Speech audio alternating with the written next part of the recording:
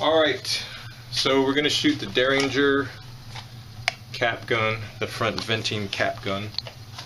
And again, this is the little setup I made. I don't have many of these right now, so most likely you'll order the Derringer itself. There's my target. My feet are about a foot. 1, 2, 3, 4, 5, 6. So this is about 6 feet away. And we loaded this in a previous video, so it's loaded from there. And you just pull back the hammer. And these are not very accurate. They're not super accurate. You'll see.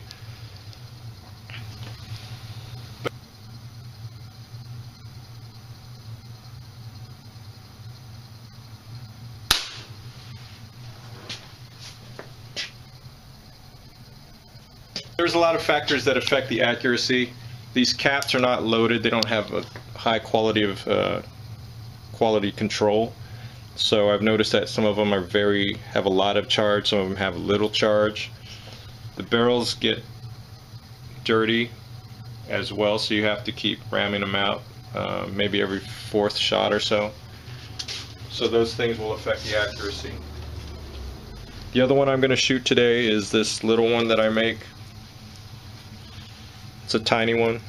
It's kind of a steampunky apocalypse type of weapon cap gun. And for this one, you pull back on the hammer, pull forward on the trigger, and that locks it into place, just like that. And you saw where the last shot is, so here's the next one.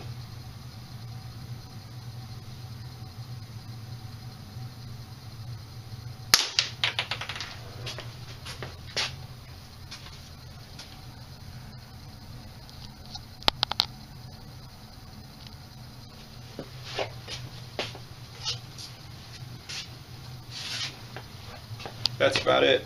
I make cap guns. I have fun. It's my thing, I guess. Here's some other ones I make. That's another one.